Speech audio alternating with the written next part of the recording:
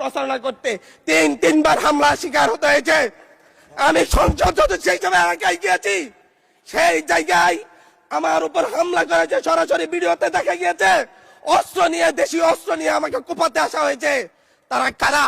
ওরা তো তারাই যাদের প্রত্যেকের হাতে বিএনপি দলীয় নেতা কর্মীদের রক্ত লেগে আছে, প্রাণ লেগে আছে। এই বিশ্বাসঘাতকতা মাননীয় স্পিকার, এই রাষ্ট্র আর সইবে না। আপনারাও সইতে পারবেন না।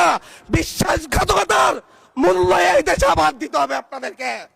আপনারা যারা আপনাদের ভাইদের রক্ত জড়িয়েছে, খুন করেছে, খুনের মামলা আছে, তাদেরকে আবার পুনর্বাসিত করে আমাদেরকে খুন করার জন্য লেলিয়ে দিচ্ছেন। চট্টগ্রাম থেকে এক সাংগঠনিক নেতাকে পাঠিয়েছে অস্ত্র সহ আমাদের লোকজনের উপর হামলা করতে। ভোটের দিন সকালবেলা থেকে প্রত্যেকটা ভোট কেন্দ্রে অস্ত্র দিয়ে মহড়া দিয়েছে। 30টা ভোট কেন্দ্রে এনসিপির প্রার্থী, বিএনপি দুজন বিদ্রোহী প্রার্থী সহ কারো এজেন্টকে ঢুকতে দেওয়া হয় নাই। এটার জন্য কি আমরা আমাদের রক্ত ঝরিয়েছি? মাননীয় স্পিকার, ইলেকশনের একদিন পরে আমাকে আর 1 মিনিট বাড়িয়ে দিবেন মাননীয় স্পিকার, 1টা মিনিট। মাননীয় স্পিকার, ইলেকশনের পর দিন এক নারী অভিযোগ করেছেন, এক নিরীহ নারী, ওনাকে ধর্ষণ করা হয়েছে শুধুমাত্র সাপলাগুড়িতে ভোট দেওয়ার কারণে। 1 ঘন্টার মধ্যে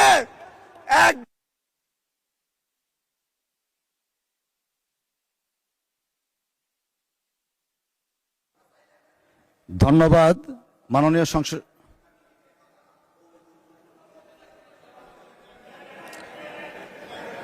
আচ্ছা ঠিক আছে, 1 মিনিটের মধ্যে সংক্ষিপ্ত শেষ করবেন, 1 মিনিট।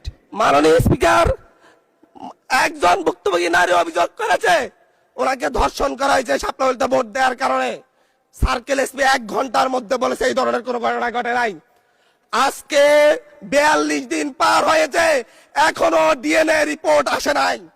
মামলা নিতে 3 দিন দেরি হয়েছে। সিভিল সার্জন অফিস তদন্ত কমিটি করে দিয়েছে, তদন্ত কমিটির রিপোর্ট জমা দিয়েছে। ভুক্তভোগী নারী জানে না তার তদন্ত রিপোর্ট কি এসেছে। এই ভয়াবহ পরিবেশ তৈরি কারা করছে? আমার মনে হয় স্বরাষ্ট্রমন্ত্রী আইনের ব্যাখ্যা না দিয়ে, আইনমন্ত্রী আইনের ব্যাখ্যা দিবেন, স্বরাষ্ট্রমন্ত্রীর এসবে মনোযোগ দেওয়া দরকার।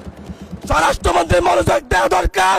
সারা দেশে কোথায় কোথায় সন্ত্রাসীরা রয়েছে, সেই সকল সন্ত্রাসীদের তালিকা করে তাদেরকে বিচারের ব্যবস্থা করা দরকার।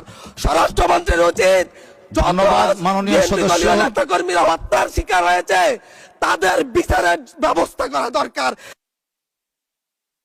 ধন্যবাদ মাননীয় সদস্য।